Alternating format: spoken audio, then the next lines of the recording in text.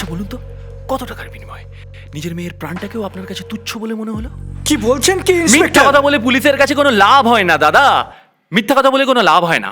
অবশ্য আপনি বলতেই পারেন, যদি এই বয়সে এসে এই পুলিশের কাছে আপনার এই মান সম্মানহানিটা কোনো মানেই না রাখে, তাহলে আপনি করতে পারেন। Inspector, you are crossing your limit. No no no no no, not at all. আমি আমার ডিউটি পালন করছি। আমি এসবে ভয় পাই স্যার। কাকে ভয় পাচ্ছিস? আমাদের পুলিশ?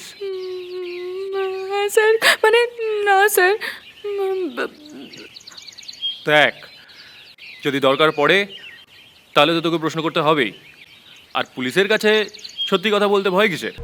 ইন্সপেক্টর, আপনার কি মনে হয় আমার মতো এক সম্ভ্রান্ত পরিবারের লোক হয়ে আমার বৌমাকে আমি খুন করেছি?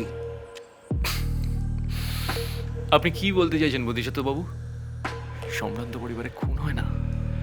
আমি শুধু এটাই ভাবছি যে আপনার সঙ্গে এই ঘটনাটায় মিতা দেবীর মা বাবা কি করে জড়িয়ে পড়লেন। আপনি মিস্টার কওয়ালেস ভাদুরী।